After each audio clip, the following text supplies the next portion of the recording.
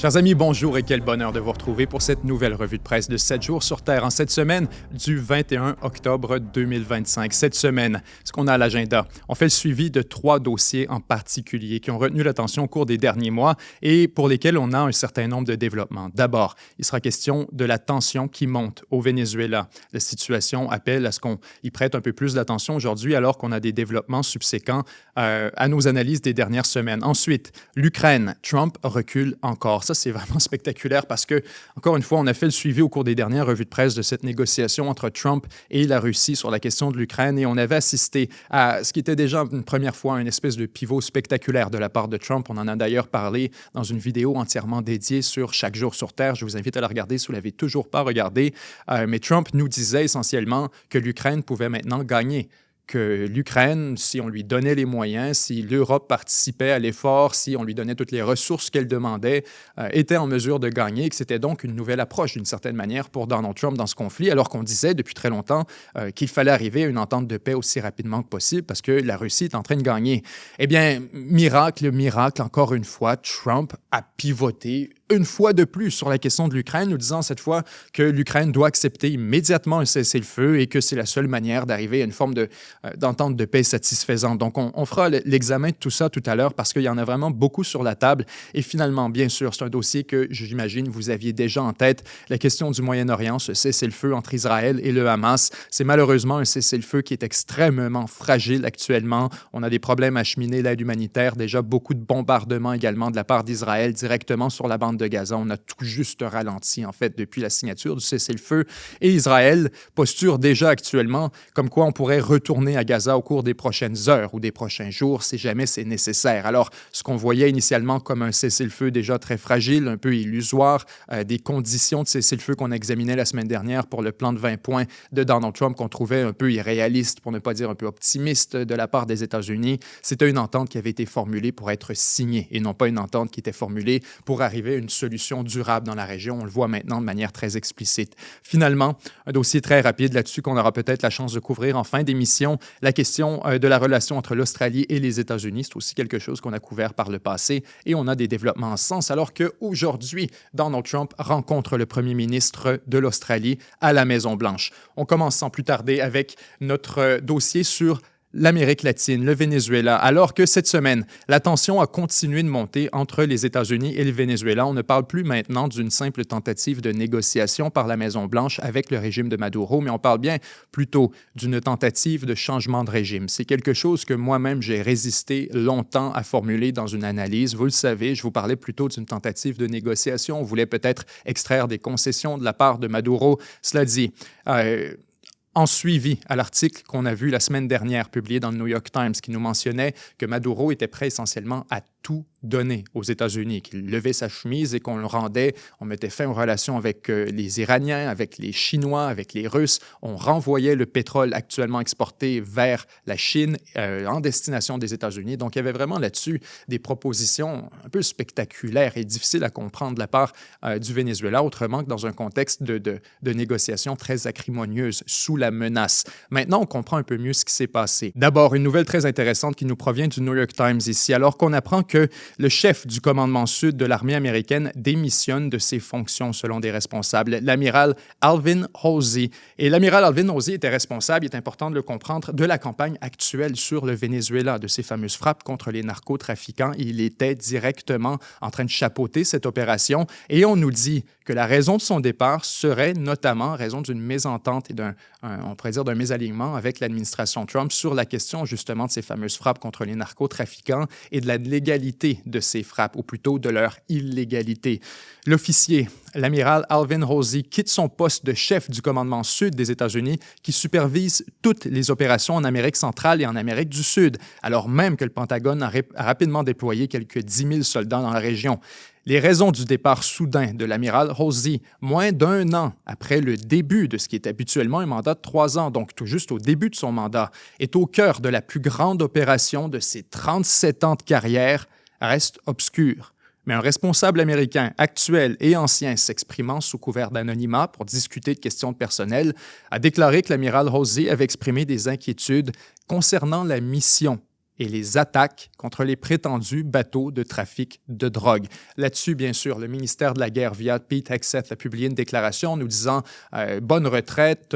Essentiellement, on n'a fait aucune allusion à cette potentielle mésentente avec l'administration Trump. Mais une chose est sûre, la personne qui était responsable de cette opération, qui chapeautait tout ça, vient de donner sa démission. Et ce qu'on nous identifie ici comme la raison dans le New York Times, c'est en fait parce qu'on n'est pas d'accord avec l'orientation de cette fameuse campagne contre les narcotrafiquants aux Caraïbes. Une campagne qui ne cesse de s'élargir. En fait, cette semaine, on a su additionnellement que l'administration Trump a autorisé une action secrète de la CIA au Venezuela. Autrement dit, Trump vient de donner le feu vert à la CIA pour opérer à l'intérieur du territoire du Venezuela. Vous pourrez me dire, c'est une autorisation qui, normalement, devrait être secrète, absolument. C'est une autorisation qui a été coulée dans les médias et ensuite confirmée par Trump. Donc, est-ce que c'était volontaire? La question se pose. Il est possible, effectivement, que ça vienne directement du Pentagone, directement de la CIA ou de l'administration Trump, qu'on voulait lancer un signal comme quoi on passe à la vitesse supérieure. Une chose est sûre, on nous dit ici, cette évaluation survient alors que l'armée américaine élabore des options que le président Trump devra examiner, y compris d'éventuelles frappes à l'intérieur du pays. L'administration Trump a secrètement autorisé la CIA à mener une action secrète au Venezuela, selon des responsables américains, intensifiant ainsi une campagne contre Nicolás Maduro, le dirigeant autoritaire du pays. Cette autorisation constitue la dernière étape de la campagne de pression croissante menée par l'administration Trump contre le Venezuela. Depuis des semaines, l'armée américaine cible les bateaux au large des côtes vénézuéliennes qui, selon elle, transportent de la drogue, tuant 27 personnes. Les responsables américains ont clairement indiqué en privé que l'objectif final, écoutez bien ça, est de chasser M. Maduro du pouvoir. Alors, c'est le gros morceau vraiment qui vient de se développer au cours des derniers jours, c'est qu'on est passé d'un objectif beaucoup plus concis de potentiellement extraire des concessions de la part du régime Maduro, notamment sur les potentielles questions pétrolières, énergétiques, de ressources, en fait, les ressources aurifères, et plus largement sur les relations avec les États-Unis, où on voulait peut-être que Maduro, effectivement, fasse les concessions qu'il avait proposées. Et maintenant, ce qu'on a appris à travers cette négociation avec Maduro, je vous parlais tout à l'heure de cet article qu'on relevait la semaine dernière, comme quoi Maduro était prêt à donner sa chemise et à tout abandonner pour rester au pouvoir essentiellement et éviter une confrontation avec les États-Unis. Tout ça, est important de le mettre en contexte, a eu lieu avant la séquence à laquelle on assiste actuellement, avant les bombardements sur les narcotrafiquants. J'étais moi-même sous l'impression que ça avait eu lieu en parallèle, alors qu'on menait cette campagne d'escalade, cette campagne de pression contre le Venezuela. C'est pas du tout le cas. Ça a eu lieu avant. Donc Maduro, probablement, on avait une forme de négociation, de discussion, un canal de communication qui était ouvert avec les États-Unis pour essayer d'éviter ce à quoi on assiste actuellement. Et les États-Unis n'ont accepté aucune des propositions Maduro, incluant celle qu'on décrivait la semaine dernière, qui constituait essentiellement un abandon, un drapeau blanc stratégique de la part du Venezuela et du régime Maduro spécifiquement. Donc, qu'est-ce que ça nous dit? Ça nous dit que l'administration Trump s'est déjà fait offrir tout ce qu'elle tente actuellement d'obtenir. On parle essentiellement du départ de Maduro. Short du départ de Maduro, on avait tout ce qu'on voulait. Si l'objectif, c'était de ramener le Venezuela dans la sphère d'influence des États-Unis, de la sortir du jupon de la Chine, du jupon de la Russie et de l'Iran, c'était essentiellement la proposition qui avait été faite par Maduro. Ça accomplissait tout ça. Le fait que les États-Unis aient refusé cette proposition, ça nous dit que j'avais tort, qu'on n'est pas du tout en train d'essayer d'obtenir des concessions de nature spécifique avec le régime Maduro, mais qu'on est vraiment, effectivement, comme on le décrit ici dans cet article du New York Times, l'objectif final est de chasser Maduro du pouvoir. On parle d'un changement de régime total. Alors donc, ça nous amène dans une nouvelle destination, parce que cette fois, on vient de comprendre un peu dans quelle direction tout ça progresse. On n'est plus vraiment dans la tentative d'intimidation de Maduro. On n'est pas en train d'essayer de le convaincre de partir, mais plutôt en train d'essayer de le contraindre de partir, potentiellement à travers des opérations directement au Venezuela. On parle bien sûr d'une escalade militaire directe, de frappe terrestres contre des installations considérées comme étant stratégiques. On nous parlait la semaine dernière, c'est quelque chose que j'aurais dû relever dans la revue de presse dans ce contexte, mais qui était encore un peu incertain à ce moment. Les États-Unis nous disent maintenant, de par des analystes près de Washington, qu'on a suffisamment d'assets, suffisamment de puissance de feu militaire dans la région pour procéder à des saisies de territoire sur le territoire du Venezuela. Donc, on fait déjà allusion à la réalité que, vous savez, on a commencé avec quelques centaines de Marines qui tournaient autour du pot. Maintenant, on n'arrête pas d'en accumuler. On a amplement d'assets au moment où on se parle pour commencer une mission qui prendrait du territoire du Venezuela et qui donnerait ensuite place à peut-être l'arrivée de renforts. Donc, clairement, une escalade militaire qui s'oriente vers une potentielle déclaration de guerre contre Maduro lui-même. Là-dessus, à noter, c'est très important, il y a quelques jours, en fait environ 15 jours, l'administration Trump a donné, et ça s'est passé quasi secrètement, ça s'est passé dans les coulisses et ça a été très peu relevé à travers les grands médias, mais l'administration Trump a notifié le Congrès qu'elle considère que les États-Unis sont en guerre actuellement contre les narcotrafiquants, contre les cartels, notamment le cartel du Soleil qu'on dit mené par Maduro. L'allégation en passant, comme quoi Maduro mènerait le cartel du Soleil, est important de le comprendre. Ce cartel du Soleil n'existe pas vraiment. C'est plutôt ce qu'on décrit comme étant les activités de trafic de narcotiques par le gouvernement vénézuélien. On dit que le gouvernement sera impliqué directement dans l'organisation de certains shipments, de certains envois vers les États-Unis et que donc ça constitue une forme de cartel. On l'a désigné cartel du Soleil et on dit par extension que Maduro étant le président et le chef de ce cartel. Ça accomplit un certain nombre de choses. Ça légitimise l'opération militaire américaine au sens des Américains, alors que ce n'est plus une tentative de renverser un régime étranger, mais bien plutôt de se débarrasser d'un narcotrafiquant, d'un chef de cartel qui doit être prosécuté. Et il y a très longtemps là-dessus qu'on a cessé de décrire Maduro en fait comme un président, mais plutôt, ou comme un chef d'État ou un dictateur, mais plutôt comme un fugitif. L'administration Trump le décrit comme un fugitif qui doit être ramené pour être prosécuté aux États-Unis devant les tribunaux. Alors, le framing derrière tout ça nous amène clairement vers un renversement du régime Maduro à terme. La question, c'est de savoir est-ce que ça va nécessiter les mesures que les Américains sont en train de prévoir? Parce qu'il y a un monde dans lequel Maduro fait juste partir. On a su, en passant entre les branches, additionnellement aux promesses qui avaient été faites par Maduro quant à l'orientation stratégique du Venezuela. On nous dit on va lâcher la Chine, la Russie, l'Iran, etc. On a aussi promis, ou plutôt suggéré, que Maduro pourrait quitter le pouvoir à terme d'ici 3 ans. C'est le chiffre qu'on nous a donné. Alors, les Américains ne sont pas prêts à attendre 3 ans, manifestement. Essaie peut-être de convaincre Maduro de dire « Écoute, si tu es pour partir dans 3 ans, aussi bien partir maintenant. » Potentiellement, il y a moyen de faire ce qu'on a fait avec le Hamas, d'y aller avec un exil. Potentiellement, avec une amnistie légale, Maduro pourrait tout simplement s'enfuir en Russie ou encore chez un autre pays allié et y être accueilli favorablement et mener le reste de ses jours en paix. C'est probablement la nature de la proposition Trump actuellement parce que sinon, on serait déjà allé de l'avant.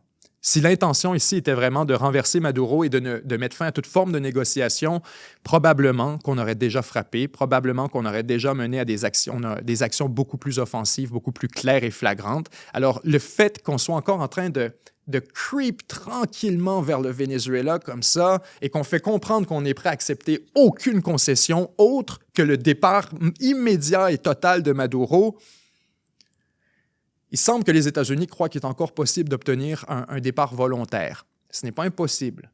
Ce n'est pas impossible. C'est surprenant et clairement, Maduro y résiste actuellement. Mais les États-Unis tentent de l'obtenir en minimisant les ressources qui vont être nécessaires pour un coup d'État. On s'entend, si on est capable de juste le pousser vers la sortie, c'est ce qu'on va essayer de faire. Ça nous amène vers notre prochain article, d'ailleurs, là-dessus. Alors que Trump nous dit... Commentant ce fameux article qui nous est sorti la semaine dernière, on a vu ces fameuses promesses que je vous décris de Maduro, je vais abandonner tous mes amis et je vais me ranger avec les États-Unis. Trump a été appelé à commenter ce fameux article alors qu'on lui demandait « Mais qu'est-ce que cette histoire? » Il semble que Maduro était vraiment essentiellement à genoux, était prêt à kiss the ring des États-Unis et à devenir un nouvel allié. Donc, est-ce qu'on a accepté cette proposition? Et Trump a répondu là-dessus de nous dire, en fait, pour reprendre ses propos, on a dit il vous a envoyé un message en anglais récemment, il vous a offert une médiation. Alors, qu'est-ce qu'il vous a offert exactement? Trump dit, il a offert tout. Vous avez raison. Et vous savez pourquoi? Because he doesn't want to fuck around with the United States. Trump dit, you're right. He offered everything. Why? Because he doesn't want to fuck around with the United States. Ce fameux « fuck around and find out » qui est rendu un peu la devise des forces armées américaines. On voyait la semaine dernière Pete Hegseth, il y a peut-être 10 jours en fait, donner son discours devant les généraux, les officiers, les analystes de l'armée américaine. C'était un discours qui avait été très médiatisé et Pete Hegseth a utilisé cette expression, notamment de « fuck around and find out ». Ceux qui vont déclencher, provoquer les États-Unis vont payer le prix, vont découvrir la conséquence. Alors là-dessus, Trump dit « ouais, il nous a tout offert parce qu'il ne veut pas découvrir la conséquence ». Il ne veut pas voir ce qui s'en vient en alternative. Maintenant, on a refusé sa proposition et on continue d'aller de l'avant. C'est essentiellement le message de Trump là-dessus. Alors, vous comprendrez, ça motive une réaction conséquente du Venezuela. Alors qu'on apprend maintenant qu'on a affaire à des exercices majeurs, des exercices militaires de grande envergure à travers le Venezuela. Le président Nicolás Maduro a appelé cette semaine les civils à aider le pays à se défendre, tandis que son ministre de la Défense a averti les citoyens de se préparer au pire. Le gouvernement vénézuélien a annoncé cette semaine avoir lancé une vaste mobilisation militaire et commencé à entraîner des civils au combat, présentant ces mesures comme des mesures défensives contre ce qu'il appelle une menace croissante des États-Unis. Ces mesures interviennent alors que Washington a intensifié ses opérations militaires dans le Caraïbe, tuant des dizaines de personnes dans le cadre d'une campagne que les responsables américains accusent de cibler les réseaux de trafic de drogue. M. Maduro et de hauts responsables militaires ont déclaré cette semaine qu'ils avaient activé de nouvelles zones de défense à travers tout le pays et qu'ils ont appelé des civils à se joindre à ce qu'ils ont décrit comme un effort patriotique pour protéger la nation. Depuis plusieurs jours, les responsables vénézuéliens mettent en garde la population. Cette semaine, le ministre de la Défense a exhorté les Vénézuéliens à se préparer au pire, évoquant ce qu'il a qualifié de graves menaces posées par le président Trump, qui a déclaré au Congrès, justement on le relève ici, que les États-Unis étaient désormais engagés dans un conflit armé. Cette désignation de conflit armé, j'aurais dû l'ajouter tout à l'heure, mais ça a une importance majeure, au-delà de juste légitimer auprès des Américains, comme quoi on mène un conflit, ça légitimise auprès du Congrès. C'est important de le comprendre. Le Congrès doit officiellement, légalement, autoriser les actions militaires de la part des forces armées américaines et il y a des dispositions légales dans lesquelles le président doit au minimum informer le Congrès de ses actions à l'intérieur d'un certain délai. Alors là-dessus, le président Trump a déjà pris l'initiative d'informer le Congrès que selon son administration, les actions actuelles de l'armée américaine contre les narcotrafiquants constituent une guerre ouverte. Le conflit armé est le terme utilisé. La télévision d'État vénézuélienne diffuse depuis longtemps des images d'hommes et de femmes rampant dans la boue, fusils à la main, traversant des rivières à l'aide de cordes et pointant des armes sous les ordres de soldats. Mais récemment, elle a également diffusé des exercices d'évacuation ainsi que des extraits de militaires transportant armes et documents hors des bases militaires. Maintenant, ils font des choses qui seraient pertinentes si les États-Unis intervenaient, a déclaré Andrés Orbenpont, président du groupe de recherche latino-américain qui étudie les affaires militaires vénézuéliennes depuis 10 ans. On dit donc, pour la première fois, on dirait que le gouvernement vénézuélien agit comme un gouvernement qui se prépare à se faire envahir et qui prend la menace au sérieux pour de vrai. C'est au départ, on s'en parlait beaucoup ici d'ailleurs à la revue de presse, et il y a bien sûr une motivation, un incentive, si on veut, pour le gouvernement vénézuélien d'exagérer la menace américaine. On s'entend, il se présente depuis la révolution bolivarienne comme étant, depuis Chavez, comme étant la réponse, le rempart contre l'impérialisme et le colonialisme et le capitalisme américain déjanté qui un jour viendra cogner à la porte pour voler et dérober le Venezuela de ses ressources.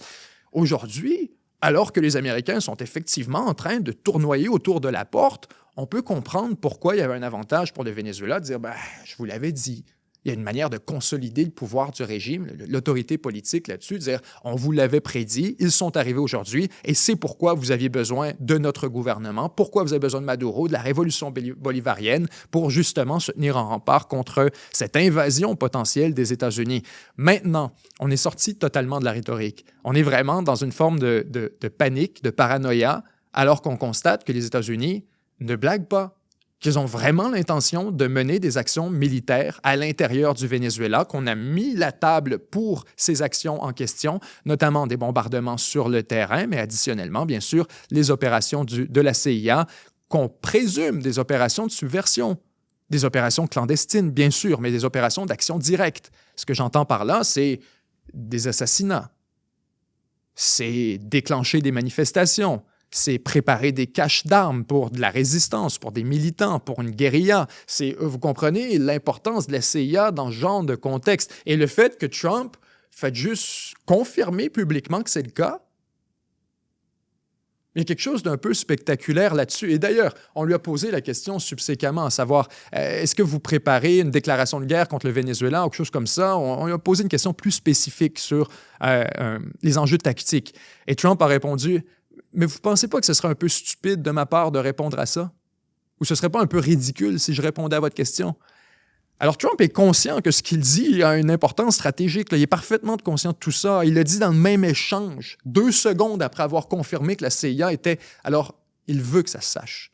Il veut qu'on soit au courant, que la CIA est sur le terrain, qu'elle opère, qu'elle travaille. Et c'est quoi ta prochaine proposition? Es-tu prêt à quitter? Es-tu prêt à sortir? C'est le moment maintenant de négocier ton exil en Russie, parce que dans les prochains jours, il se pourrait que le palais présidentiel se fasse bombarder. C'est le signal qu'on est en train de lancer. Là-dessus, vous avez le seul F-16 du Venezuela qui est mobilisé et déployé pour voler au-dessus de la capitale, dans ce qui est vraiment un spectacle purement performatif. Là. Le Venezuela n'a aucune capacité de résister à une potentielle invasion américaine. Et ça ne veut pas dire que ça se passerait bien pour autant, soyons clairs. Quand je vous dis le Venezuela est une armée clownesque qui n'aurait pas la possibilité de résister sérieusement ou de contraindre l'action militaire américaine, on parle dans une guerre conventionnelle. Le Venezuela est un gigantesque pays. Si effectivement les États-Unis débarquent sur le territoire et essaient de s'imposer, ça se pourrait que ça tourne très mal. On a vu l'Afghanistan, on a vu l'Irak, on a vu le Vietnam. Et en ce moment, d'ailleurs, le gouvernement vénézuélien ne cesse de faire des allusions au Vietnam en disant que les États-Unis s'apprêtent à plonger dans un prochain quagmire, un trou noir qui va leur coûter extrêmement cher parce que, vous le voyez ici, on nous dit, on entraîne qui? Pas des soldats, on entraîne la population. On donne des armes aux civils. On les entraîne au combat, à la guérilla, à la résistance, en présumant qu'ils vont continuer le combat dans l'éventualité où le gouvernement s'effondre. Un peu comme on l'a vu en Irak, d'une certaine manière. Quoique la résistance, après l'effondrement de Saddam, a été limitée en Irak, il a fallu plusieurs années pour que ça dégénère. La question de l'administration après coup, après le renversement de Saddam, a quand même été extrêmement problématique. Même chose avec l'Afghanistan. Il est facile de renverser un gouvernement. Les Américains le disaient d'ailleurs dans ces fameux « 7 countries in 5 years » du général Wesley Clark, qui rapportait une déclaration de ses supérieurs de pourquoi on allait partir en guerre contre l'Irak, le Yémen, la Syrie, et le Liban et le Soudan, et etc. L'Iran, on avait nommé 7 pays en 5 ans. Et la raison qu'on donnait, c'est « I don't know. We have a good military. We can take down government. I guess when the only tool you have is a hammer, every problem looks like a nail. » Et je vous rapporte la déclaration exacte. Ils disaient, je ne sais pas pourquoi on y va. On a une bonne armée, on est capable de renverser des gouvernements. J'imagine que quand le seul outil que tu as, c'est un marteau, tous les problèmes ont l'air d'un clou. Et effectivement, les Américains sont partis ensuite dans une espèce de rampage, essayer de renverser 25 gouvernements et ça a mal tourné à peu près partout. On a essayé de renverser Assad, c'était un désastre. On a plongé en guerre civile en Syrie. On a essayé de renverser Saddam, ça a donné naissance à l'État islamique éventuellement. On a essayé de renverser Kadhafi, on a réussi. Ça a planté une guerre civile qui dure encore aujourd'hui. Alors là-dessus, les Américains n'ont absolument aucune leçon à donner à qui que ce soit sur le changement de régime comme étant une tactique viable de politique étrangère pour réarranger le monde et leur espace stratégique. Au contraire, on a plusieurs exemples qui nous suggèrent qu'on s'en va dans un méchant désastre. Et c'est probablement pourquoi Trump agit de la manière qu'il agit actuellement. Il ne veut pas y aller. Il ne veut pas y aller. Il sait qu'il est prêt à y aller s'il faut, si ça devient nécessaire. Mais si on peut pousser Maduro vers la sortie à travers une mise en échec, plutôt qu'à travers une exécution publique ou encore un exil négocié, tant mieux. Tant mieux. Donc là-dessus, on continue justement sur cet enjeu des Caraïbes très rapidement, alors qu'on apprend que cette semaine, nouvelle frappe encore une fois sur les fameux narcotrafiquants et semble-t-il qu'il y a eu des survivants suite à la frappe des États-Unis contre un sous-marin récemment, un sous-marin qu'on dit transportait bien sûr des narcotiques vers les États-Unis. En passant, il y a des questions très intéressantes qui sont en train d'être soulevées actuellement par d'abord des agents de renseignement à l'intérieur des États-Unis, mais aussi par des experts qui se trouvent un peu ailleurs dans le monde, notamment en Europe, et qui disent « Attention, les routes, la route surtout de narcotrafic qui est identifiée par Donald Trump et qui est frappée par les États-Unis à répétition depuis plusieurs semaines, c'est une route qui n'amène pas du fentanyl vers les États-Unis. C'est en fait une route d'exportation de cannabis et d'héroïne, si je me souviens bien, ou de cocaïne vers l'Europe. Vous entendez? Attendez un peu, on ne frappe même pas la bonne route d'exportation. Alors, si l'intention ici, c'est de lancer un signal, c'est de faire chier le Venezuela, c'est de gesticuler pour faire comprendre qu'on est sérieux par rapport à la lutte contre la drogue, etc., good, on réussit ça absolument, on vaporise des navires, etc. Good. Mais si l'objectif, c'est bien ce qui a été présenté par Trump, de faire l'interdiction du trafic de drogue, spécifiquement du fentanyl, vers les États-Unis, tout ça est complètement futile. Ça sert à rien, ça avance absolument rien. Peut-être, vous me direz, ça fait peur aux autres narcotrafiquants qui ne voudront pas prendre le bateau ensuite pour aller vers les États-Unis, mais s'ils voient que la seule route qui est bombardée, c'est une route qu'eux n'empruntent pas. Vous comprenez un peu là-dessus l'étrange arrangement de fait. Ensuite, donc, on a appris que sur cette frappe sur un sous-marin, il y avait 2 survivants. Première fois, d'ailleurs, qu'il y a des survivants. Et ça nous ramène à notre discussion de la semaine dernière. Quant à la légalité, ou plutôt l'illégalité, la criminalité au sens du droit international, de ces frappes sans aucun processus judiciaire conséquent.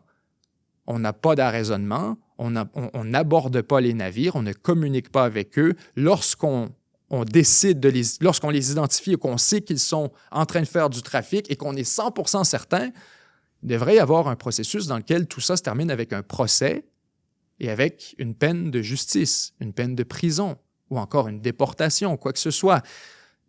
C'était un des enjeux par rapport à cette campagne, bien sûr, de bombardement des narcotrafiquants. On se demandait, mais il y a un aspect d'extrajudiciarité là-dedans qui est très, très, très difficile à accepter. Maintenant, ces 2 survivants viennent un peu mettre tout ça en évidence parce que, en théorie, ils ont été victimes d'une attaque par une puissance étrangère et maintenant, ce sont les États-Unis qui vont récupérer ces fameux survivants et plutôt que de les ramener aux États-Unis pour un procès, on les déporte immédiatement vers, dans un cas, on nous dit l'Équateur et dans un autre, la Colombie, leur pays natif respectif. Donc, les États-Unis, là-dessus, ne sont même pas intéressés à faire les procès. On était en possession de 2 narcotrafiquants qui auraient eu de l'information, qui auraient eu potentiellement une forme de valeur pour les services de renseignement américains ou même pour les services d'interdiction de la drogue, le FBI, la DEA, etc. Tout le monde aurait été très heureux d'avoir accès à cette information-là, de négocier peut-être une déportation. Ça aurait fait partie du processus. Là, on les trouve essentiellement dans le fond de l'eau, après avoir frappé leur sous-marin, et sans procédure judiciaire, on les renvoie immédiatement dans leur pays. Pourquoi vous pensez? Parce qu'on sait que c'est archi-illégal ce qu'on est en train de faire. Toute cette campagne était configurée selon la notion naïve et négligente et stupide et complètement moronne qu'il n'y aurait jamais de survivants. Peu importe le bateau qu'on allait frapper, il allait tous mourir. Alors là, on voit une scène dans laquelle on frappe un sous-marin quand même assez substantiel. Vous allez voir les images de sous-marin, c'est un gros morceau quand même. Alors on bombarde ce sous-marin, on a 2 survivants, et cette fois, on devient en panique un peu à qu'est-ce qu'on fait? Fuck! Légalement, on est obligé de leur venir à l'aide, de leur venir au refuge. Mais en même temps, on ne peut pas leur faire un procès. Ça voudrait dire de les amener aux États-Unis, puis d'avoir un juge, puis que tout ça soit public. Et là, il faudrait évaluer la légalité de nos actions dans le processus de notre frappe, et probablement que c'est illégal. Alors, les États-Unis font juste, lui puis lui, Colombie, Équateur. Merci, terminé. Alors, la légalité de cette campagne, elle est vraiment sur la limite de la criminalité nationale organisée. Les États-Unis agissent essentiellement comme un gang criminalisé qui opère en eau internationale. Ce serait quoi la différence si des pirates au large des côtes du Yémen décidaient d'aller couler un navire français? C'est quoi la différence? Et qu'on a ou un navire commercial, ou un navire de peu importe, de ressortissants, de touristes, ce que vous voulez imaginer. On aurait quand même une contrepartie, on devrait s'expliquer. Cette fois, les Américains font essentiellement à leur compte et ça explique, comme je vous disais l'autre fois, pourquoi Israël est en mesure de faire exactement la même chose avec la flottille humanitaire. Pourquoi est-ce qu'on se ferait chier avec les dispositions légales, humanitaires et des conventions comme Genève si on peut tout simplement les couler, les envoyer par le fond puis que personne ne va rien dire? On est en train d'assister en temps réel à une déconstruction de l'infrastructure légale internationale. Beaucoup de ce qu'on a implanté pour s'assurer qu'on n'ait pas de conflit armé, pour s'assurer qu'on ait une équité entre les nations, tout ça est en train de se décomposer parce que les États-Unis étaient responsables on pourrait dire, de défendre ce consensus et de s'assurer qu'il soit respecté. Ils en sont complètement retirés depuis l'arrivée de Trump. Alors, on assiste vraiment à une déconstruction de ces consensus. D'ailleurs, parlant de la question avec les fameuses Caraïbes, on continue là-dessus avec la Colombie, parce que ce conflit avec le Venezuela est en train actuellement de s'élargir pour maintenant inclure la Colombie. On se parlait la semaine dernière dans la revue de presse des déclarations par le président colombien qui nous disait « Wow, attention, certains des narcotrafiquants qui auraient été tués par les États-Unis sont en fait des Colombiens. » Et ces Colombiens qu'on décrit comme des Vénézuéliens narcotrafiquants, certains d'entre eux étaient seulement en train de pêcher. Il n'y avait rien à voir avec le narcotrafic, c'est un assassinat et on a donc accusé les États-Unis de meurtre, Donald Trump de meurtre. Là-dessus, la tension a continué à monter naturellement parce que ce qu'on vous décrivait la semaine dernière, vous comprendrez, Trump a réagi lorsqu'on l'a accusé de meurtrier. Et en fait, on apprend via la BBC ici que Trump met fin à l'aide à la Colombie et qualifie le dirigeant du pays de leader de la drogue. Le président Donald Trump a déclaré que les États-Unis n'offriraient plus de subventions à la Colombie. Le président américain a annoncé cette décision dans un message publié dimanche sur Truth Social, qualifiant le président colombien Gustavo Petro de leader illégal de la drogue. Vous voyez la scène. Tranquillement, on est en train d'inclure un deuxième client à cette guerre aux Caraïbes, qui en passant, c'est le scénario qui nous était décrit par Petro la semaine dernière, nous disant attention, on est dans un nouveau scénario de guerre, les Caraïbes, ça vient de s'ouvrir et probablement que ça va s'élargir. On est en train de l'élargir actuellement. On fait le même traitement qu'on a fait à Maduro à son voisin Petro, en lui disant « lui aussi, c'est un président illégal. Lui aussi, c'est un leader de cartel de la drogue. Fait que toi, tu ne paies pas rien pour attendre, mon homme. Fais attention. » Et Trump, ce qu'il disait, c'était « Et qui a une bouche généreuse contre les États-Unis. » On va dire, il ne gêne pas pour parler de nous et nous accuser de X, Y, Z. Il dit, à partir de maintenant, c'est fini l'aide à la Colombie. Et cette aide qui est en passant fournie pourquoi? Pour la lutte aux narcotrafiquants. La Colombie, les États-Unis, on en a parlé à la revue de presse ou je pense dans un Power Ranking récemment. La Colombie et les États-Unis ont une relation de plusieurs décennies de collaboration, de coopération dans la lutte contre les cartels de narcotrafiquants. On se souvient bien sûr de l'historique du cartel de Pablo Escobar, qui a été établi en Colombie pendant des années, des décennies, qui a eu beaucoup d'influence et qui a invité les États-Unis à avoir une présence sécuritaire très, très forte dans la région et à collaborer avec la Colombie sur une base vraiment, vraiment délibérée et très sophistiquée. Donc maintenant, Trump nous dit « Ouais, tu fais chier, c'est beau, c'est terminé. » Il n'y en a plus d'argent qui s'en va à Colombie et ce qu'on fait indirectement est en train de nuire aux efforts américains d'interdiction de la drogue. Mais Trump nous dit maintenant, ça ne sert à rien pareil, les milliards qu'on lui a envoyés, ça sert absolument à rien, on n'a pas de résultat, alors aussi bien arrêter ça. Le président américain, qui a qualifié de leader illégal de la drogue, qui a fortement encouragé la production massive de drogue dans des champs de toute taille dans toute la Colombie.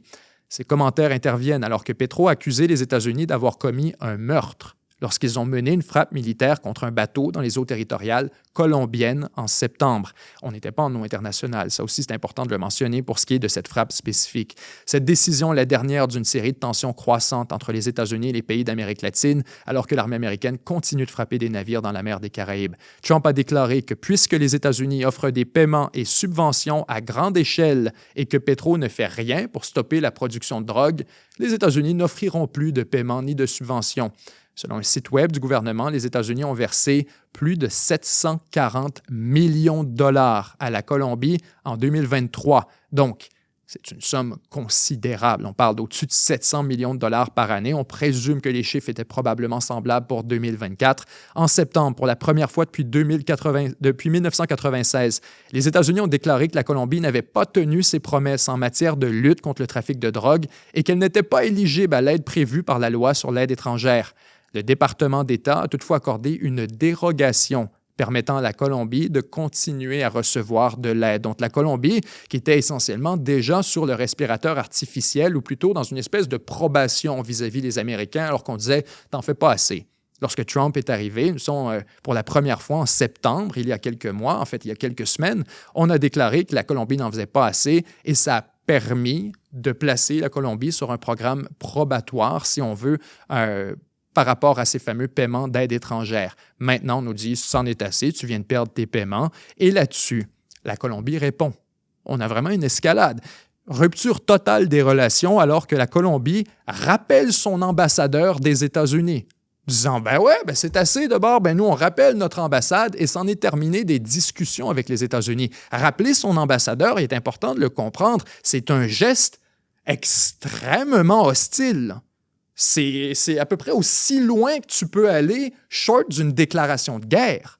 Lorsque tu rappelles ton ambassadeur, ça veut dire que tu ne veux plus avoir aucune discussion, aucun contact, aucune forme de médiation avec l'autre pays, que c'est la rupture totale de toute forme de lien de communication et qu'à partir de maintenant, on opère dans des silos vides.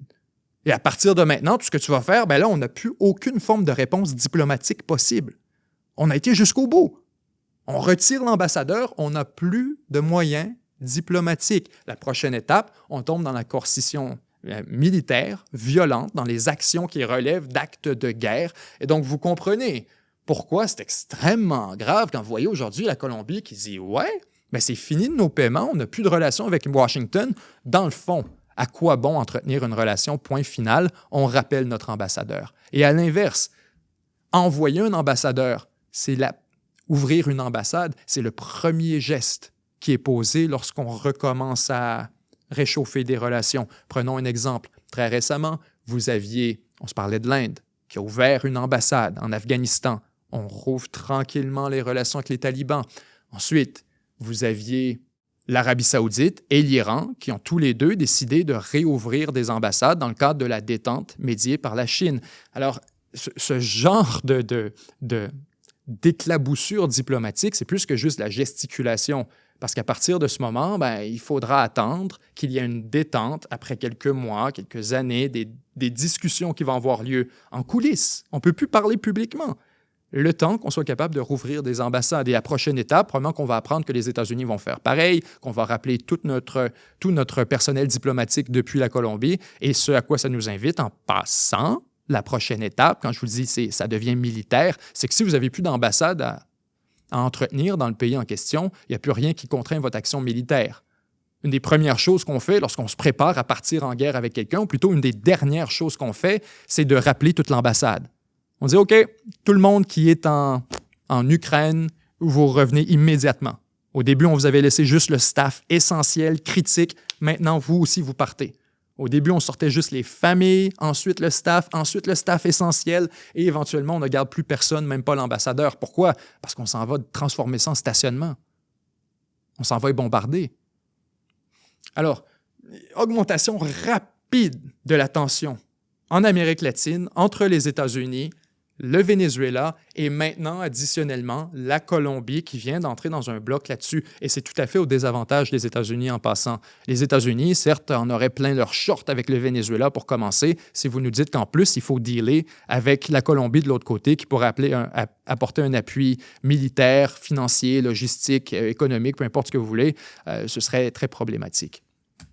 On se déplace en Europe pour les fameuses négociations entre Trump et Poutine et ce énième tour de chemise de Donald Trump qui nous dit cette fois que l'Ukraine ne peut pas gagner, qu'elle doit accepter les conditions proposées par Poutine. Et en fait, on a cet article du Washington Post ici qui décrit ce qui a mis un peu le feu aux poudres, ce qui a déclenché cet épisode. Alors que Trump à communiquer avec Poutine par téléphone pour avoir son opinion sur où on en est vis-à-vis, bien sûr, le conflit avec l'Ukraine et le processus de cessez-le-feu. Est-ce qu'on peut avoir potentiellement un sommet qui sera organisé très bientôt? Et on a convenu avec Poutine dans cet appel, un appel qui nous dit a duré environ 2 heures, on a convenu qu'il y aurait un sommet entre Trump et Poutine à Budapest, en Hongrie.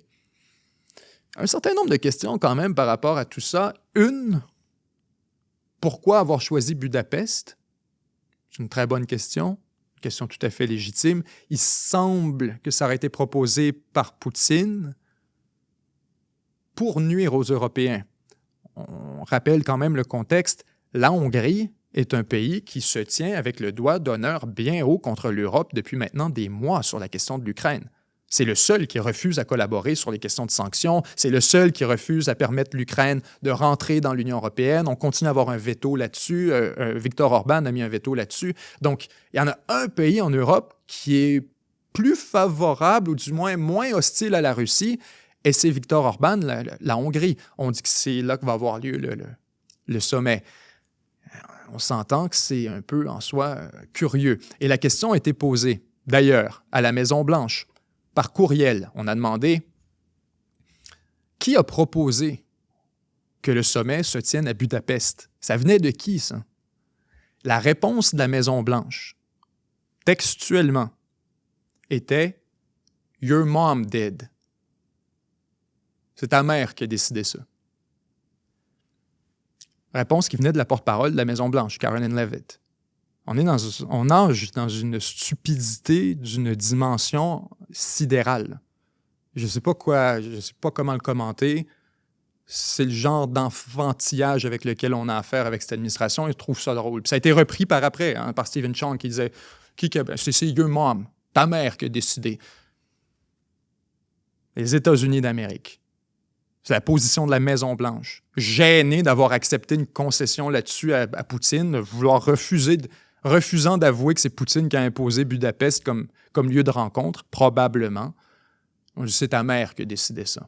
Alors, autre enjeu qui est très curieux par rapport à Budapest, c'est comment se rendre. On vous affiche une carte actuellement de l'Europe à l'écran. Vous verrez que, bien sûr, d'accéder à Budapest par avion ou même par train ou par voie terrestre, ce que vous voulez, c'est pratiquement impossible sans qu'au moins un ou plusieurs, en fait, pays de l'Europe acceptent de violer les sanctions qui sont actuellement en place contre la Russie. Des sanctions qui empêchent tous les avions russes de circuler dans l'espace aérien de leurs pays respectifs et encore plus, qui interdisent spécifiquement à Vladimir Poutine de débarquer, bordel! Il est poursuivi par la Cour pénale internationale.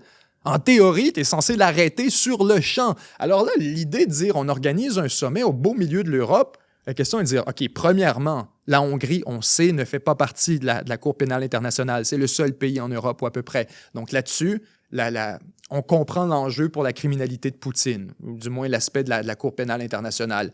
Cela étant dit, comment est-ce qu'on fait pour se rendre sur place? Il va falloir survoler des pays. Alors on s'attend à ce que, pour que ce sommet ait lieu, Trump va devoir forcer des pays autour de la Hongrie à accepter que les sanctions soient bafouées le temps de quelques heures et qu'ils regardent dans l'autre direction et probablement qu'ils s'exposent à des réprimandes et à des punitions de la part de l'Union européenne pour faire plaisir aux États-Unis et pas se faire dire qu'ils se tiennent dans le processus de paix, qu'ils se tiennent dans le chemin comme un obstacle à la paix. On voit très bien quelle va être la réaction de la Maison-Blanche. Donc là-dessus, on nous dit, OK, on a un sommet de prévu avec la Russie, on s'en va à Budapest. La Maison-Blanche ne veut pas nous dire qui a décidé de tout ça, mais une chose est sûre, c'est qu'en sortant de cet appel, Trump était censé avoir une rencontre avec Zelensky à la Maison-Blanche, rencontre dans laquelle Zelensky était censé recevoir les Tomahawk, les fameux missiles. On les a décrits ici à la revue de presse au cours des dernières semaines. On a parlé exhaustivement de cette fameuse idée de fournir des Tomahawk à l'Ukraine et on dirait que c'est pas mal fait. On dirait que c'est pas mal conclu. Souvenez-vous, il faut se mettre dans le contexte. J'ai l'air d'un extraterrestre à vous avoir dit ça il y a quelques semaines. Mettez-vous dans le contexte. Trump nous disait « l'Ukraine va gagner ». Trump était dans son mood, l'Ukraine va gagner, c'en est terminé, on va lui donner toutes les armes qu'elle a besoin. Alors, on entend parler après des fameux Tomahawk, on se dit, ben ça y est, c'est terminé. L'Ukraine va obtenir ces fameux Tomahawk. Après des mois de lobbying à Washington, on a enfin accepté de leur fournir. Zelensky, après cet appel, se présente à la Maison-Blanche, s'attendant à recevoir les Tomahawk. Et plus tôt, on a une nouvelle rencontre explosive entre J.D. Vance, Donald Trump et Zelensky. Une rencontre qu'on nous décrit, c'est encore une fois terminé dans du conflit, hurlement de la part de l'un et de l'autre. On dit qu'on a haussé le ton, que Trump a juré à plusieurs occasions durant le meeting. Là-dessus, on a le rapport qui nous est fait par le Washington Post, qui en passant, je sais que certains d'entre vous avaient une dent contre Washington Post, New York Times, plusieurs journaux américains, à tort ou à raison. C'est un article qui nous rapporte des faits originaux par le Financial Times. Le Financial Times a décrit en détail la rencontre et le Washington Post nous les rapporte aujourd'hui de son côté. Alors là-dessus, le président ukrainien Vladimir Zelensky rallie le soutien de ses partenaires européens après une rencontre houleuse avec le président Donald Trump, au cours de laquelle il lui a été demandé de faire des concessions pour mettre fin à la guerre ou risquer d'être détruit aux mains de la Russie. Lors d'une réunion tendue à la Maison-Blanche, Trump a mis de côté les cartes de la ligne de front et a exhorté Kiev à concéder toute sa région du Donbass à la Russie pour conclure un accord, selon des personnes au courant de l'échange qui ont parlé sous couvert d'anonymat. Et là-dessus, je veux juste qu'on soit très clair. L'article que je vous présentais d'avant sur cette discussion au téléphone entre Trump et Poutine, ce qu'on a appris, la teneur de la discussion, au-delà de la question du fameux sommet à Budapest, c'était que Poutine a demandé à Trump, ou plutôt exigé, que l'Ukraine remette l'entièreté du Donbass. C'est exactement ce qu'on avait sur la table comme proposition il y a quelques semaines, que Trump était prêt à accepter, qui était tombé à l'eau à cause de la réaction de l'Ukraine. La tension avait monté, Trump avait changé d'avis, a décidé de se rentrer avec l'Ukraine. Mais là, aujourd'hui, Poutine dit « Non, moi, je négocie pas tant que j'ai pas le Donbass au complet. » Trump se retourne, va voir Zelensky et dit « Donne-lui le Donbass au complet. » Et cette rencontre, nous dit-on, a été une rencontre qui a été extrêmement houleuse entre les deux. Il a dit que le président russe vous détruirait si vous n'acceptiez pas maintenant, a déclaré une des personnes interrogées. Zelensky avait ses cartes et tout le nécessaire. Il lui expliquait tout, mais Trump ne voulait rien savoir. Trump a écouté, mais n'a pas réagi au message ukrainien, a déclaré cette personne. C'était un peu comme « Non, les gars, vous ne pouvez pas reconquérir le moindre territoire. On peut rien faire pour vous sauver. Vous devriez essayer de donner une deuxième chance à la diplomatie, qui aurait été le message essentiellement de la part des Américains. Dans un discours publié lundi, Zelensky a déclaré qu'il était très important que les Européens adoptent une position unifiée avec Kiev et qu'il s'adressait également aux États-Unis sous différentes formes.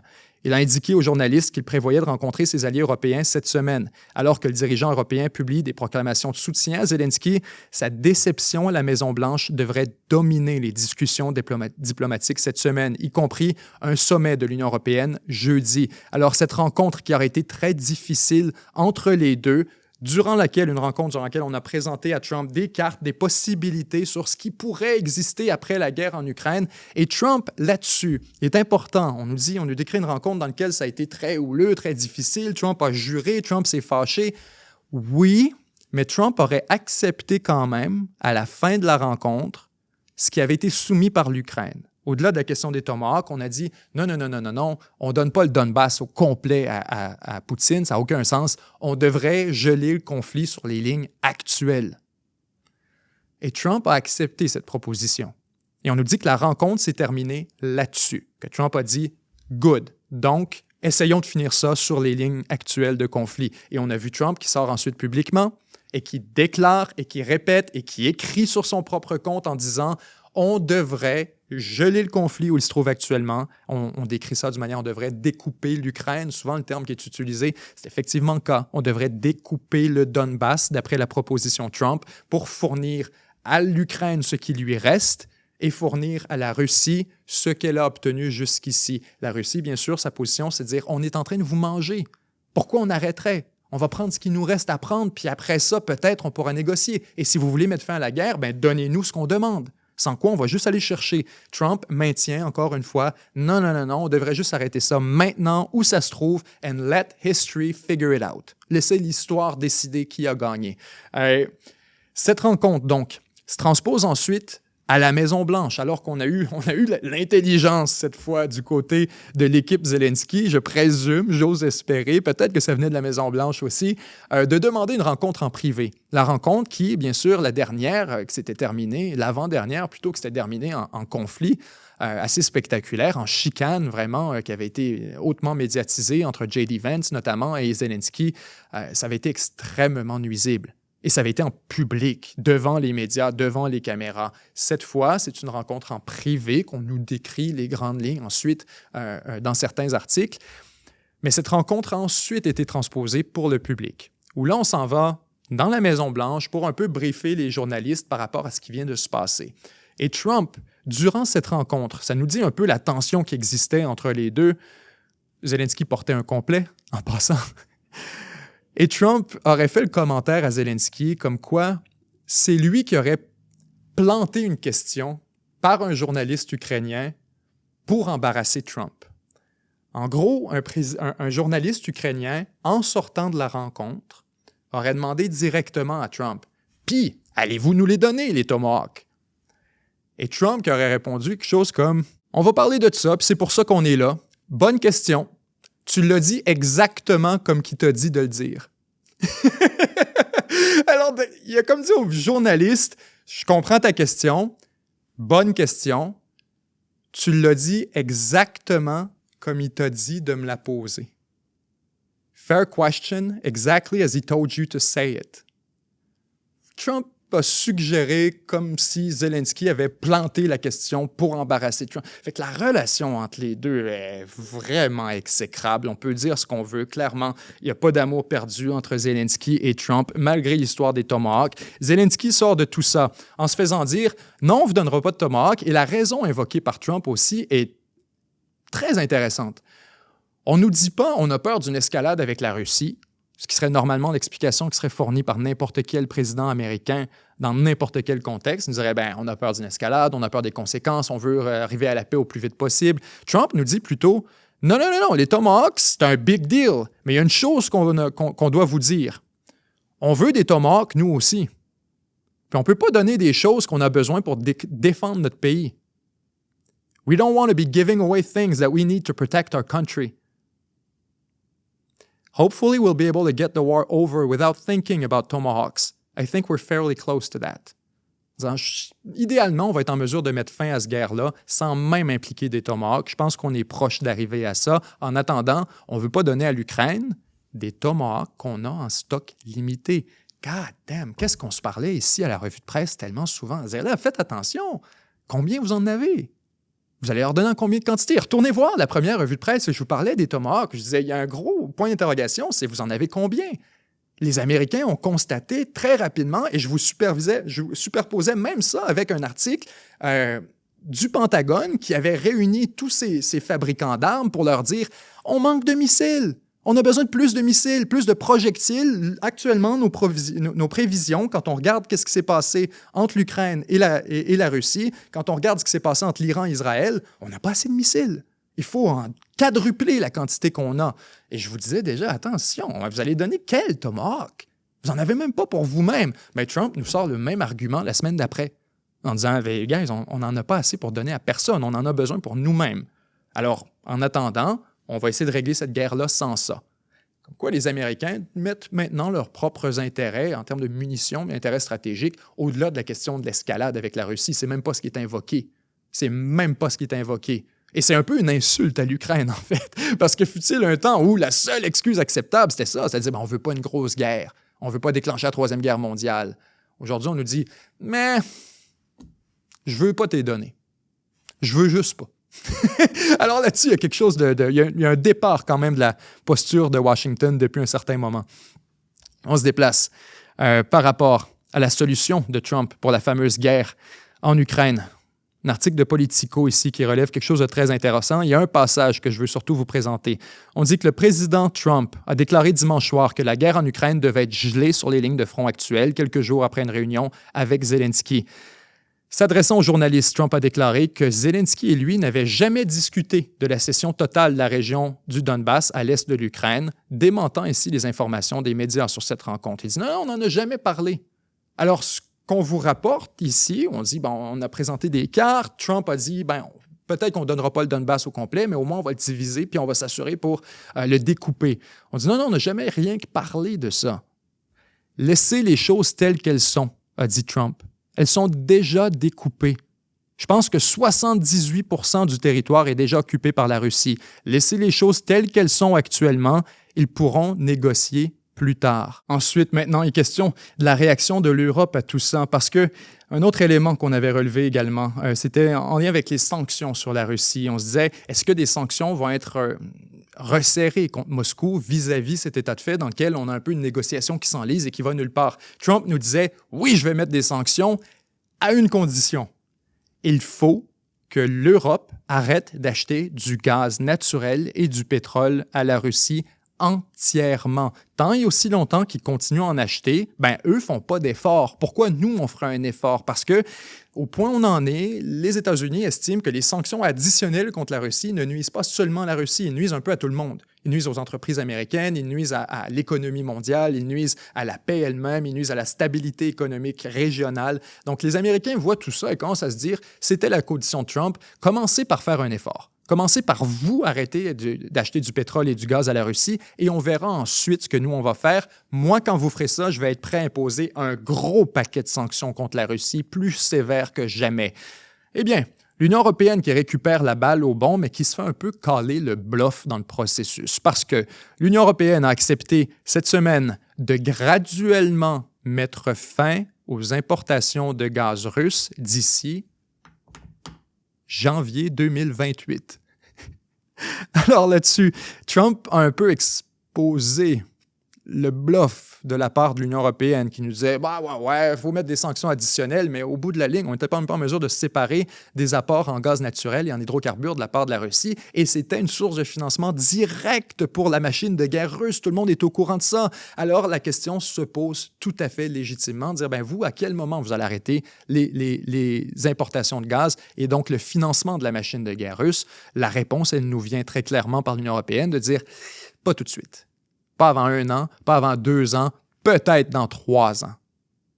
Alors, vous comprenez pourquoi là-dessus, même pour la question des sanctions, il faut arrêter de regarder uniquement dans la direction des États-Unis. Les Européens aussi sont un peu responsables de l'enlisement de la situation actuelle puis de l'enlisement de ce processus de paix. Pas qu'ils ne sont, qu'ils sont responsables entièrement, mais ils ne sont certainement pas sans faute.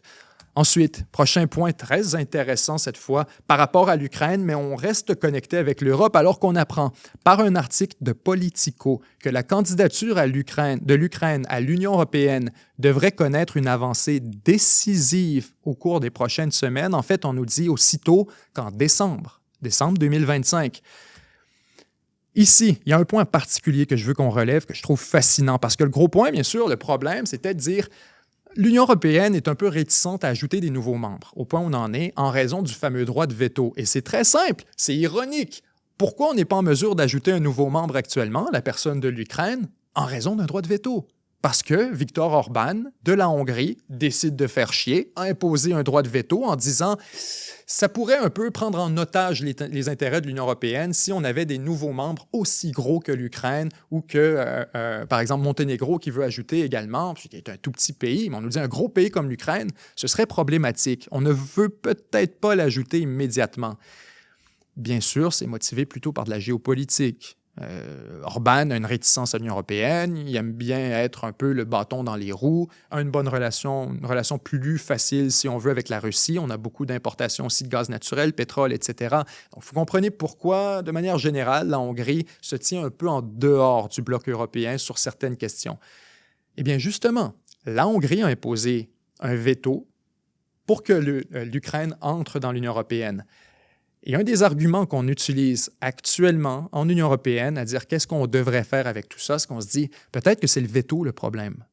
Peut-être qu'il ne devrait plus en exister tout simplement de veto. On nous dit ici qu'il y aurait potentiellement des solutions créatives pour surmonter l'opposition de la Hongrie. Écoutez bien ça. Selon cette nouvelle proposition, initialement rapportée par Politico et actuellement étudiée à Bruxelles, les nouveaux entrants dans l'Union européenne, donc les nouveaux pays admis dans l'Union, n'auraient pas de droit de veto sur les décisions politiques prises à l'échelle du bloc.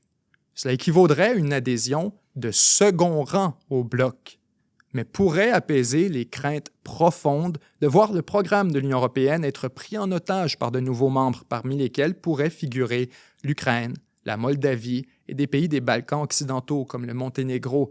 Donc, au-delà de l'Ukraine, il y a une réflexion profonde qui est en train d'avoir lieu actuellement dans l'Union européenne, alors qu'on se dit, on est en train d'ajouter plusieurs membres. Quitte à en ajouter plusieurs, quitte à étudier la possibilité. Celui qu'on ne nomme pas actuellement, c'est la Turquie en passant. On a clairement la Turquie en tête aussi pour une éventuelle expansion dans un groupe de second rang qui n'aurait pas le droit de veto. Ça permet de régler tous les problèmes.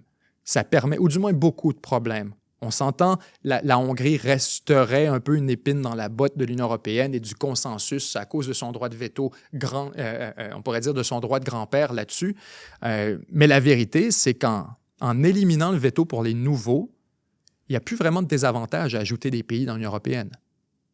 Le gros problème d'en ajouter, c'est de nuire au consensus. Et on parle d'un bloc qui se dirige essentiellement par consensus, qui se dirige... Lorsqu'un pays a un droit de veto et peut bloquer les décisions du bloc au complet, on n'a pas le choix de fonctionner par consensus. Alors là-dessus, on est très réticent à l'idée d'ajouter des pays avec lesquels on n'est pas toujours d'accord sur tout.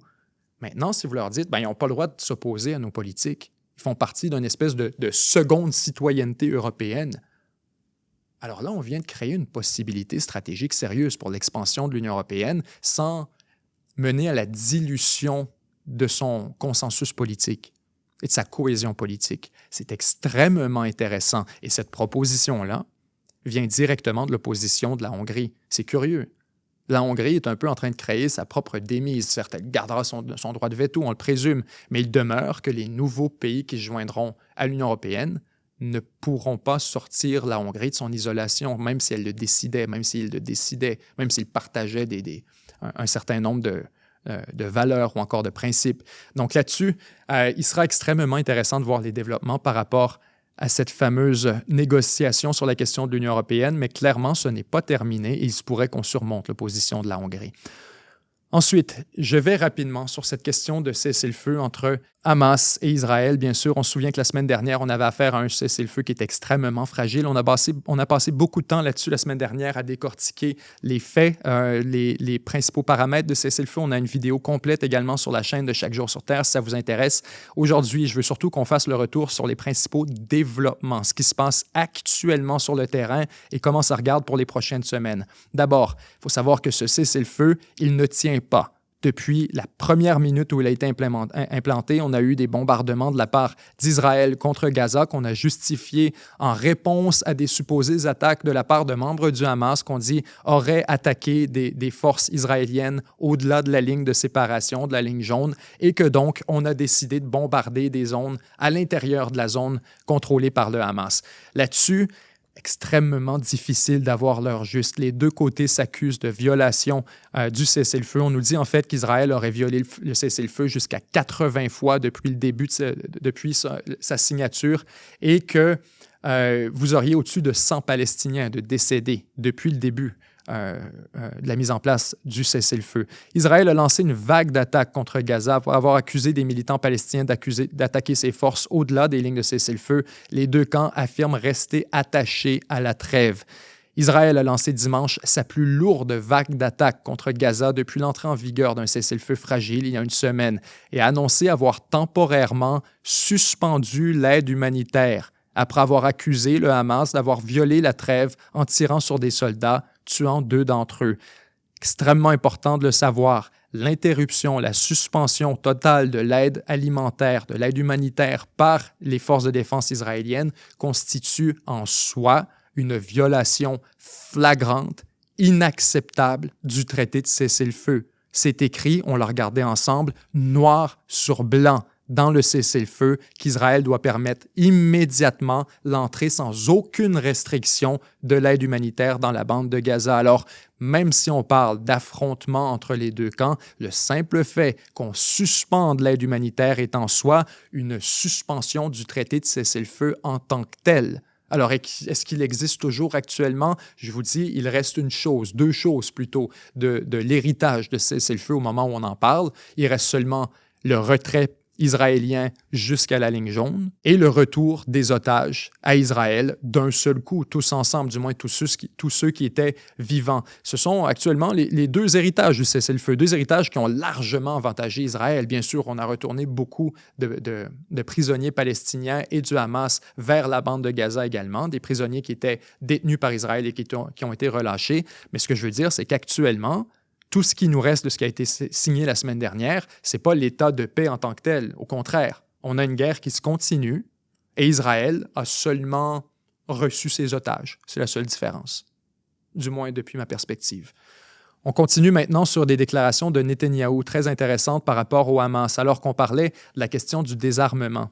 Là-dessus, on est encore en train de nager dans le flou. On n'a aucune idée de ce qui va se produire pour ce qui est du désarmement du Hamas. Netanyahou dit de son côté que le Hamas doit se désarmer ou risquer de voir l'enfer se déchaîner. Je traduis de l'anglais, on nous parle « all hell break loose », que l'enfer va se déchaîner sur le Hamas. Alors, on donne des avertissements là-dessus comme quoi on est prêt à retourner à la guerre, absolument. Netanyahou qui a fait une autre déclaration lunaire ce matin qui vaut la peine d'être relevée alors qu'il s'adressait à la Knesset, au Parlement israélien. Netanyahou affirme que s'il avait mis fin à la guerre lorsqu'on l'a invité à le faire, les Israéliens seraient morts dans la fumée nucléaire. Vous le savez et nous le savons tous, dit-il, alors que des députés de l'opposition sont expulsés pour tenter de l'interrompre. Les Israéliens de tous les secteurs de la société seraient montés au ciel dans la fumée nucléaire s'il avait arrêté la guerre. Il dit qu'il n'accepterait pas que la guerre se termine avec les conditions de reddition que le Hamas a réclamées, malheureusement, avec l'aide du peuple israélien également, pointant du doigt l'opposition, et avec l'aide des gouvernements du monde, avec l'aide de la presse internationale, avec l'aide du monde entier. Nous avons renforcé la dissuasion d'Israël. Nous avons redressé notre position. Nous avons ramené nos otages. Tous les vivants, certains des tués sont encore là. Nous les ramènerons aussi. Nous avons consolidé notre statut de superpuissance. Mais la campagne n'est pas terminée. Il affirme que le Hamas a violé de manière flagrante le cessez-le-feu hier en lançant une attaque meurtrière contre les troupes de Tsahal, les forces de défense israéliennes, à Rafah. Netanyahou souligne qu'Israël a riposté avec 153 tonnes d'explosifs sur des dizaines de cibles, y compris des hauts gradés. Le cessez-le-feu ne permet pas au Hamas de nous menacer. Le prix à payer pour toute agression contre nous est et sera très lourd. À la fin de la deuxième étape du cessez-le-feu, il promet que l'armée et le gouvernement du Hamas seront éliminés. Alors ce cessez-le-feu, il me semble extrêmement illusoire. En fait, on se déplace du côté de Trump là-dessus. Une autre question très intéressante par rapport au cessez-le-feu qu'on relevait durant la revue de presse, on se disait « Wow, attention, les membres du Hamas sont actuellement dans la bande de Gaza, en uniforme, avec des armes, en train de se filmer, mener des exécutions en public dans les rues. » What? Il est écrit mot pour mot dans l'entente de paix qu'ils n'ont pas le droit d'exercer quelque forme de contrôle, d'autorité, d'influence, de quoi que ce soit, indirect ou direct, dans la bande de Gaza. Et là, vous les voyez être les services de police. Trump, on vous avait montré la déclaration ensuite, Trump nous avait répondu rapidement durant son retour dans Air Force One, nous mentionnant absolument, le Hamas, on leur a donné une permission temporaire. On leur a donné une permission le temps que la situation se stabilise et on se souvient, on a une force de défense internationale qui est censée venir se mêler de tout ça et sécuriser la bande de Gaza pendant que le Hamas est désarmé. Et là, on se dit, mais qu'est-ce qui va arriver pour le désarmement du Hamas? Trump dit, on a une période. Israël nous dit, s'il ne se désarme pas, l'enfer va se déchaîner. Et Trump, qui dit aujourd'hui qu'il n'y a pas de deadline pour le désarmement du Hamas. No hard deadline. On n'a pas de date de fixer. Mais Netanyahou nous dit que s'ils ne le font pas, ils vont se faire exploser la gueule. Alors la question maintenant, c'est de savoir combien de temps on a avant qu'Israël aille de l'avant en invoquant le non-respect des conditions de désarmement par le Hamas. Alors que même les États-Unis n'ont pas l'air pressés. Ils disent, mais qu'ils veulent, là, quand ça va leur tenter. Président Trump, Sunday, qui n'a pas mis de deadline strict pour le Hamas pour abandonner ses armes dans le deal de ceasefire, de cessez-le-feu, pardon, je vais vous le traduire en français. On lui a posé la question sur Fox News pour savoir s'il avait un calendrier pour amener le Hamas à désarmer. Trump a répondu qu'il n'avait pas de ligne dure, mais que les États-Unis verraient comment tout ça se passe. On verrait comment tout cela se passe. Interrogé sur la question de savoir s'il pensait que le Hamas renoncerait réellement à ses armes, Trump a déclaré que le groupe avait accepté de le faire et a averti que s'il ne respectait pas cette promesse, des mesures énergiques seraient prises.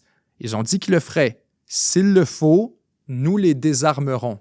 Que ce soit moi, les États-Unis ou un mandataire, Israël pourrait être impliqué avec notre soutien. Nous n'aurons pas de troupes sur le terrain. En disant, dans le fond, le Hamas ne veut pas se désarmer, tant pis. On n'a pas de deadline pour eux. Israël pourra faire ce qu'ils veulent. Ils nous ont dit qu'elle allait se désarmer. S'ils ne se désarment pas dans un délai que Israël estime raisonnable, Israël pourra dealer avec ça de la manière qu'ils le veulent. Et Netanyahou, comme on vient de le montrer, prend déjà une posture très explicite quant à quelle serait la réaction d'Israël dans l'éventualité où on n'a pas de désarmement du Hamas. On parle d'une reprise totale de la guerre et ne soyez pas surpris si ça a lieu encore plus vite que ce que j'avais prévu initialement. Je vous parlais d'une potentielle élection d'abord de Netanyahou. Netanyahou, actuellement, parle comme s'il n'y avait pas besoin d'aller en élection. Netanyahou parle comme si d'un matin on retourne en guerre puis il n'y en a rien à faire. Et c'est pas plus grave que ça. Et honnêtement, il peut. Il n'y a rien qui l'empêche. Avec, justement, vous voyez le genre de discours qu'il donne à la Knesset, de disant « Ha je vous l'avais dit », et c'est exactement de ça qu'on parlait la semaine dernière. J'étais comme « Attention, Netanyahou va faire un victory lap à tout le monde et dire « Vous avez vu les conditions qu'on peut extraire du Hamas? Je vous l'avais dit, ma bande de clowns. » Et c'est exactement ce que Netanyahou fait, en disant que ça a été fait contre certains partis ici, contre le peuple israélien, ça a été fait contre des gouvernements internationaux, contre les médias. Il est en train de se dire essentiellement « J'avais raison, vous aviez tous tort ». Donc, maintenant, Netanyahou pourrait tout à fait dire « Ben, gars, j'ai pu écouter personne lorsqu'il est question de la guerre à Gaza. Vous avez déjà démontré que vous étiez des clowns dont les conseils stratégiques allaient amener Israël dans le mur. Alors, mêlez-vous de vos affaires, laissez-moi diriger la conduite de la guerre comme je l'entends, et je vous reviendrai quand j'aurai une entente de paix satisfaisante à mes yeux. » C'est un peu Netanyahou ce qui est en train de nous dire à la Knesset, en train de dire aux États-Unis, en train de dire à tout le monde que la deuxième phase, c'est le Hamas au complet qui y passe. That's it, that's all. Il n'y aura plus de gouvernement du Hamas. C'en est terminé. Et donc, ce qui se passe actuellement constituerait aussi une violation du cessez-le-feu qui n'existe pas. On passe maintenant sur 2 ou 3 dossiers très rapidement. Un premier ici, que je veux absolument qu'on relève. Le président syrien Ahmed al-Shara, ou Ahmed al-Jolani, dépendamment si vous le voulez, en uniforme militaire ou pas, qui a été reçu au Kremlin par Vladimir Poutine au cours des derniers jours. C'est une rencontre qui est extrêmement attendue, bien sûr, la première entre les deux hommes depuis la chute du régime Bachar al-Assad. Et al-Shara, là-dessus, on s'attendait à ce qu'il demande le Saint Graal pour la Syrie actuellement, qui est le retour de Bachar al-Assad, son extradition. Vous comprendrez bien sûr qu'après son départ, on se souvient, Bachar al-Assad avait quitté vers la Syrie, est actuellement à l'asile politique en Russie, devrais-je dire, pardon, et donc hébergé, protégé d'une certaine manière par le régime de Vladimir Poutine. Al-Shara, son gouvernement, a des bonnes relations avec la Russie. Et actuellement, il a quelque chose dans ses mains qu'il peut donner à la Russie en échange de Bachar al-Assad. Cet élément, on en a parlé aussi beaucoup à la revue de presse, ce sont ces bases russes sur la côte méditerranéenne de la Syrie, les bases de Latakia et de Tartou. 2 bases qui sont contrôlées par la Russie et par extension par l'URSS depuis des années, depuis avant même le régime de Bachar al-Assad, depuis le régime de son père. Et ce sont des bases essentielles pour l'armée russe dont le contrôle était un peu mis sur la glace depuis quelques mois. On avait entendu parler que les Russes étaient toujours dans le coin, mais qu'il y avait des négociations avec le gouvernement syrien à savoir est-ce qu'on va pouvoir garder nos bases ou pas et dans quelles conditions. Donc, al-Shara s'en va maintenant voir Poutine en Russie, lui fait un premier gros cadeau en lui disant « On s'engage à respecter toutes les ententes qui existaient lorsqu'on est arrivé avec la Russie. » Le clin d'œil auquel on fait allusion, bien sûr, la situation à laquelle on fait allusion, c'est à ces bases russes sur la côte de la Syrie. la Russie va pouvoir continuer à y accéder, à les opérer en toute liberté. Maintenant, on sait qu'Al-Shara a demandé à Poutine le retour de Bachar al-Assad. Ça n'a pas été commenté dans les médias, mais on s'attendait à ce qu'il le fasse et cette rencontre était largement justifiée par cette revendication de la part de la Syrie. Maintenant, on ne sait pas si ça va se produire. Poutine n'a pris aucun engagement là-dessus et il faut comprendre en quoi c'est un peu embarrassant pour la Russie. La Russie appuie à travers le monde beaucoup de pays qui pourraient un jour vivre une situation semblable. Il se pourrait, par exemple, que l'Iran voit son régime être renversé par une révolution interne, un peu comme on l'a vu en Syrie. Ça pourrait se produire au Venezuela, justement. Ça pourrait se produire un peu partout. Poutine ne veut pas être vu publiquement en train de vendre ses alliés pour une ou deux bases militaires. Maduro regarde la scène. Le régime de l'ayatollah Khamenei regarde la scène et se dit « Mais si moi j'obtiens un exil en Russie au bout de tout ça, est-ce que la Russie va me renvoyer en Iran en échange d'une coupe de dollars? » Donc, la crédibilité de la Russie là-dessus, comme allié, comme partenaire, elle est un peu en jeu. Il ne faut pas se surprendre si la Russie refuse de donner ou de collaborer pour l'extradition de Bachar al-Assad et si Bachar al-Assad connaît donc une protection à perpétuité en Russie. Ce serait tout à fait compatible avec les intérêts supérieurs de la nation russe, qui est de se présenter comme un allié indélébile, qui va toujours être votre ami, être votre partenaire. Si vous faites preuve de loyauté, la Russie va faire preuve de loyauté. Alors donc, si ton régime s'effondre, que tu nous as appuyés pendant des années, que tu as été un allié, et qu'ensuite on te prête refuge dans notre pays, on ne va pas te renvoyer, te jeter en dessous de l'autobus après 4 ans. Pourquoi? Bien, il y a aussi un autre enjeu qu'il faut être très, très lucide. Ça pourrait arriver à Al-Jolani également. Alors, il ne devrait pas trop insister là-dessus parce que peut-être que lui aussi, un jour, pourrait se retrouver dans la même position que Bachar al-Assad, à devoir prendre un avion et s'enfuir vers la Russie. Très récemment, d'ailleurs, le président du Madagascar qui a pris un avion et qui s'est enfui vers la France. De la même manière que la France n'a pas intérêt à l'extrader, à le retourner vivre un procès et vivre une humiliation dans son pays, potentiellement un emprisonnement à perpétuité ou dans des conditions indécentes, beaucoup de gouvernements vont juste dire non, laissez faire, il est ici, puis on le garde. Alors, la Syrie, très intéressant, la relation avec la Russie, qui est en train de prendre une dimension un peu plus nuancée.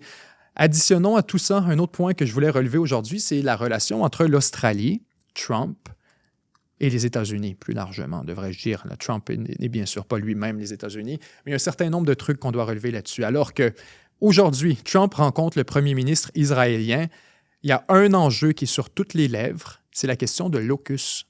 L'AUKUS est en revue par l'administration Trump depuis des mois. Trump est arrivé, a dit « On va mettre ça en review, là, cette histoire d'AUKUS, le deal de sous-marins et de partage de renseignements avec le Royaume-Uni et l'Australie. On va mettre ça sur la glace, ça a été signé par Biden, on veut juste être sûr que tout est correct et que notre contribution là-dessus est proportionnelle. » Alors, on voyait des gens qui avaient un potentiel pour utiliser ça. Peut-être qu'on allait noyer l'entente, peut-être qu'on allait essayer d'extraire quelque chose de plus. L'entente est encore en revue. On s'attendait à ce que ça dure quelques semaines, tout au plus quelques mois. Aujourd'hui, écoutez, on arrive à presque 1 an de présidence Trump et on a toujours cette entente en revue. Le premier ministre australien n'a toujours pas été en mesure, jusqu'à aujourd'hui, d'avoir une rencontre avec Trump et il se faisait critiquer pour ça. De dire « Hey, tout le monde a été en mesure de parler avec Trump, mais pas toi. Qu'est-ce qui se passe? On a des questions stratégiques urgentes qu'on doit répondre avec les États-Unis. » Les États-Unis, on s'attend aujourd'hui à ce qu'on débloque l'AUKUS. Apparemment que ce serait débloqué depuis des semaines, mais qu'on essayait d'obtenir quelque chose de la part de l'Australie. Et là-dessus, fascinant ce qui est en train de se produire. Il y a 2 concessions en particulier qu'on veut obtenir de la part de l'Australie. 1, les terres rares. Les Américains sont à la recherche de terres rares depuis un moment, un peu partout à travers le monde. On en a parlé beaucoup ensemble. On a essayé d'aller au Danemark, on a essayé d'aller au Groenland, on a essayé d'aller au Canada, en Ukraine. On veut des terres rares pour substituer la contribution démesurée de la Chine, surtout avec l'épisode qu'on commentait la semaine dernière, alors que la Chine coupe les vivres en terres rares à la planète entière. Cette semaine, un des pays miniers les plus importants de la planète, pour ne pas dire le plus important après la Chine, l'Australie, qui a une industrie très avancée, sophistiquée, des ressources gigantesques dans son intérieur, si on veut, dans l'intérieur du continent australien, vous avez vraiment un potentiel aurifère exceptionnel. Et les Australiens essaient d'utiliser justement ce potentiel comme une monnaie d'échange avec l'administration Trump, à dire « débloque-nous l'AUKUS, puis on est peut-être en mesure de régler ton problème de terres rares. Viens investir en Australie, nous on est prêts à te les fournir, on va trouver un arrangement et additionnellement à tout ça, vous avez deux questions qui se posent sur la table, des concessions qu'on pourrait devoir faire en plus des terres rares pour obtenir l'AUKUS et ces fameux sous-marins nucléaires. D'abord, la Palestine. On a reconnu la Palestine en Australie. Il y a un mois environ, Lindsey Graham aux États-Unis faisait allusion, est-ce que c'était Ted Cruz, un sénateur américain très influent, disait « Faites attention, mes amis australiens, là. » Et disait ça publiquement, parce qu'il pourrait y avoir des mesures punitives. Et on faisait clairement allusion à l'AUKUS, le fait que ce n'était pas encore débloqué, cette entente-là. Et toi, tu t'en vas reconnaître la Palestine contre notre autorisation? En tout cas, on va prendre ça en note. C'était le sous-texte ici qui était dit par les Américains. Et additionnellement, un dernier point qu'on avait demandé à l'Australie, c'était des clarifications par rapport à Taïwan. On en a aussi parlé à la revue de presse. Les Américains avaient explicitement sollicité les Australiens à ce qu'on donne des clarifications sur leur implication potentielle dans une guerre contre la Chine, dans un scénario de défense de Taïwan. Est-ce que vous allez nous aider? C'était la question. Et l'Australie qui a dit « On ne sait pas. Peut-être, peut-être que non. » Et l'Australie avait raison là-dessus, je vous en parlais, je disais attention, les Américains eux-mêmes ont une position qui n'est pas claire. On a une position d'ambiguïté stratégique où on ne veut pas dire si on défendrait le Taïwan ou pas. Alors, on ne peut pas demander aux Australiens d'être clairement affichés puis de sortir leur tête de la tranchée tout seuls. Là-dessus, ça ne faisait aucun sens. Mais tout ça est sur la table pour cette rencontre entre l'Australie et le premier ministre australien, et Donald Trump. La question de l'AUKUS, les terres rares, la Palestine, Taïwan. On a vraiment beaucoup de dossiers sur la table. Et je termine avec quelque chose de très curieux et que les Canadiens auront peut-être remarqué parce que ça fait grand bruit ici au Canada, mais très peu ailleurs dans le monde. On se parlait de la Cour pénale internationale, du potentiel limité d'arrestation en raison des problèmes que ça causerait pour le pays qui ferait l'arrestation. Si on parle d'arrêter Vladimir Poutine, par exemple, et on décide qu'on arrête Poutine, OK, vous faites ça comment? Expliquez-moi la logistique, les premières secondes, comment ça se passe? Vous débarquez avec des policiers, l'armée, des hommes cagoulés, vous le mettez en menottes ou... Comment on le prend? Il faut le saisir, Poutine, en tant que tel, physiquement. OK, on l'a. Qu'est-ce qu'on fait? On l'amène en cellule? Quelle sorte de cellule? Toutes ces questions-là sont extraites. Et là, vous faites quoi quand la Russie demande son retour? On fait un procès? On le remet à la Cour pénale internationale? Il n'y a aucun scénario dans lequel ça a du sens, ces arrestations-là. C'est pourquoi je vous dénonçais un peu la Cour pénale internationale qui dompe son problème dans la Cour des États membres. Et c'est une des raisons pour laquelle, en passant, la Hongrie de Orbán a décidé de s'en retirer. Elle s'est carrément retirée de la Cour pénale internationale et on a décidé, le jour même, en fait, de recevoir Benjamin Netanyahou pour faire un fuck you à tout le monde. Et montrer, vous savez, non seulement on se retire de la Cour, Netanyahou a le droit de venir chez nous. On ne va pas l'arrêter. Même scénario. On fait quoi si Netanyahou se présente au Canada et qu'on doit l'arrêter? En théorie, on fait partie de la Cour pénale internationale. Si on ne l'arrête pas, on ne respecte pas nos obligations au sens du droit international et de la communauté. Alors, qu'est-ce qu'on fait?